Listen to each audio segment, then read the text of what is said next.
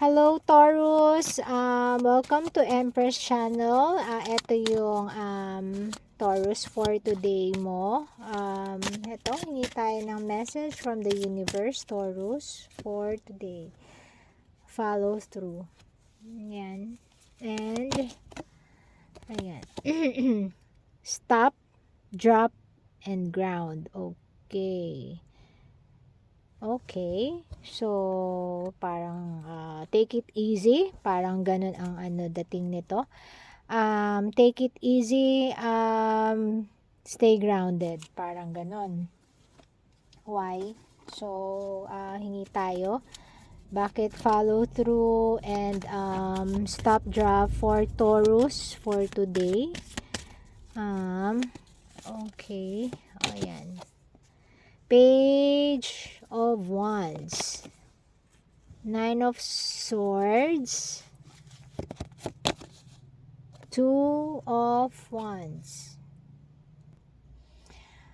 Taurus, meron kang bakit napaka-defensive mo? Two of Wands. Meron kang yung sa nature mo, may inspiration ka kung ano yun, and then naging defensive ka. So, bakit ka naging defensive? Sa parang naging inspiration mo in the past, bakit ka naging defensive? So, alamin natin, Taurus. Hierophant, Queen of Wands, Two of Swords. Two of Wands clarified by Two of Swords. Okay. Taurus, I'm not sure kung Taurus ba yung sa last reading ay merong age gap. Eto na naman yata yun. Age gap, it's either ikaw yung mas bata or yung lumapit yung mas bata. So, yun yung nagkakakos ng confusion sa'yo. And ganun pa rin, consistent pa rin siya sa pagbuo ng future nyo together. So feel stuck ka, and ayan, parang nanghihingi ka ng ano ba ang dapat mong gawin, gulong-gulo ka na. Seven of Swords,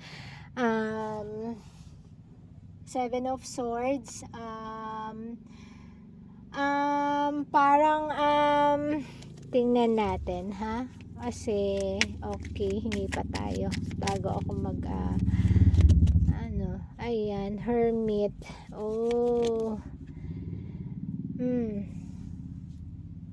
Empress, Abundance, Queen of Pentacles. Nako. Feeling ko ikaw pa rin tong si Queen of Pentacles.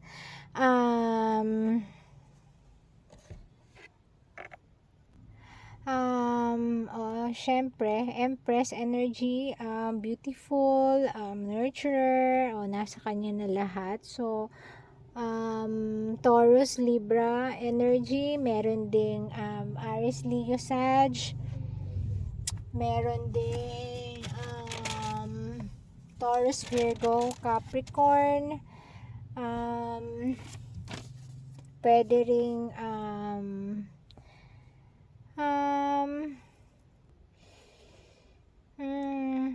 feeling ko yung iba sa inyo talagang yung dumating na offer, yung marriage, tingin ko yung iba sa inyo nakatanggap ng marriage proposal, and naguguluhan ka kasi yun nga, nako-confuse ka kasi kailangan mong gumawa ng decision na meron yung iba, merong age gap. Yung iba naman, yung iba mayaman and ikaw, pwedeng, basta hindi kayo pareho ng economic stability, ng economic status. So, magkaiba rin nagiging source yun ng confusion mo. O, ikaw, maganda ka lang. O, parang ganun ba? So, ganda lang ang meron sa'yo, pero yung iba, kahit na ikaw yung mas may age, maganda ka, kaya ka nagustuhan ng bata, ganyan. O ikaw, maganda ka kasi, so kahit na wala kang nagustuhan ka, kaso, ang yaman, sobrang yaman siguro nung medyo na-overwhelm ka, ganon. At saka, seryosong usapan, medyo mahirap din talaga pag magkaiba kayo ng economic status. So, yun, hiningi mo na bigyan ka ng time para makapag-isip-isip.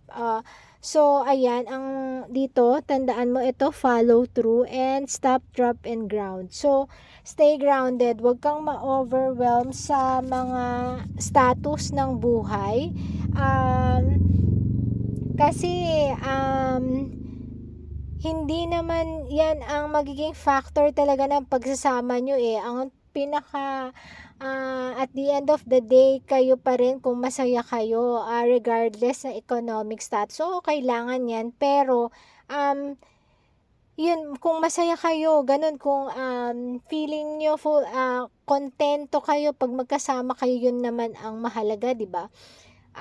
Yun nga, pagka nakakita ko ng ganitong reading, kapag naguguluhan, pinapa-analyze ko na if ever tanggalin mo lahat yan, stay grounded, lahat ng material na bagay, tanggalin mo, and pag nandyan pa rin ba yung partner mo, masaya ka pa rin? If yes, so nakuha mo na yung answer mo. Yun. Tingin ko yun ang mahalaga. Yun ang sinasabi dito sa reading na to. So, hingi tayo ng final message para sa reading na to for Taurus. Ayan. 3 of Cups. The Fool. Ayan na nga ba. Strength. 9 of Cups. Nag-iisip ka kasi siguro age gap at saka economic level nyo magkaiba. Naisip mo na baka lokohin ka, baka mambabae kasi nga mayaman, or bata kaya pwede kang lokohin, pwede kang palitan. Ayan, pero ang ina-advise sa'yo, ito nga, tingnan mo, yung babae dito sa strength card, na-tame niya yung pinakamabangis na hayop sa jungle. So, parang gano'n, nag-take risk siya. Kung hindi siya nag-take risk, hindi niya makakasama itong pinaka-hari ng jungle, di po ba? So, yan. Kung ito ka, 9 of Cups, yan din ang wish mo, maging masaya. Dapat, sabi, hintuan mo na yung pag-iisip ng ganyan. Lakasan mo ang loob mo. Ito, Taurus, lakasan mo ang loob mo. May mga bagay kang maiisip talaga pag pumapasok sa relationship, pero magiging successful lang yung relationship kapag nilakasan mo ang loob mo at tigilan ang pag-iisip ng mga negative. So stay grounded, isipin mo na lang pag nag-iisip ka nito na baka ganito, ganyan, isipin mo ito. Kung totoo ba yung mga iniisip mo, ikaw rin ang makaka-realize. And if ma-realize mo na mali yung mga iniisip mo at totoo naman sila, then why not? So yun, Taurus, sana makapagbigay ng gabay. So, good luck po and thank you for listening. Have a great day. God bless. Thank you.